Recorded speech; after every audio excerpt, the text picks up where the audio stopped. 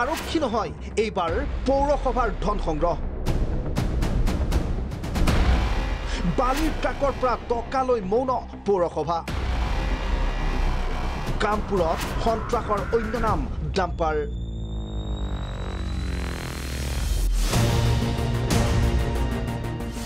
আৰক্ষী বন বিভাগৰ কথা নকলেও সকলোৱে জ্ঞাত প্ৰশাসন বুলিবলে এতিয়া কোনোৱেই নাই কামপুৰত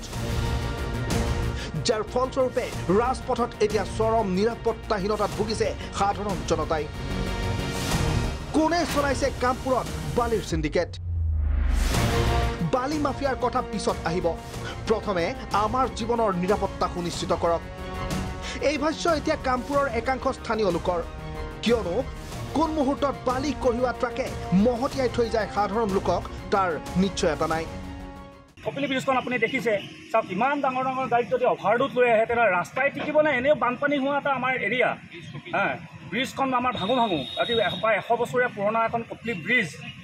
স্কুলৰ সময়ত আৰু এটা কাম কৰিছোঁ আমি যে স্কুল আপোনালোকৰ জৰিয়তে জনাব বিচাৰিছোঁ যে ৰাতিপুৱা স্কুল টাইমত 8টা বজাৰ পৰা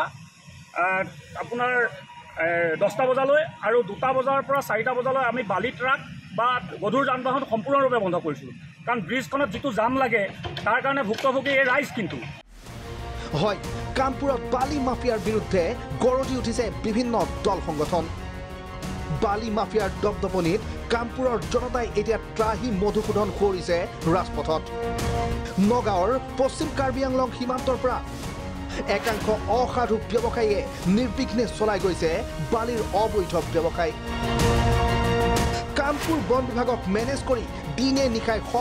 অভাৰলোডেড বালি ভৰ্তি ট্ৰাক আৰু ডাম্পাৰ চলাই গৈছে কামপুৰৰ ৰাজপথৰ মাজেৰে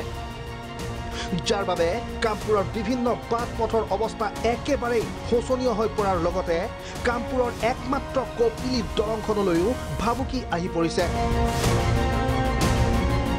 কামপুৰত বিয়াগুম বন বিভাগৰ এটা কাৰ্যালয় থকাৰ পিছতো শেহতীয়াকৈ ৰাইজৰ অভিযোগৰ ভিত্তিত কামপুৰ পৌৰসভাই কিছুদিন পূৰ্বে অত্যাধিক বালি কঢ়িয়াই অনা ডাম্পাৰসমূহৰ পৰা অতিৰিক্ত বালিসমূহ ৰখাই দিছিল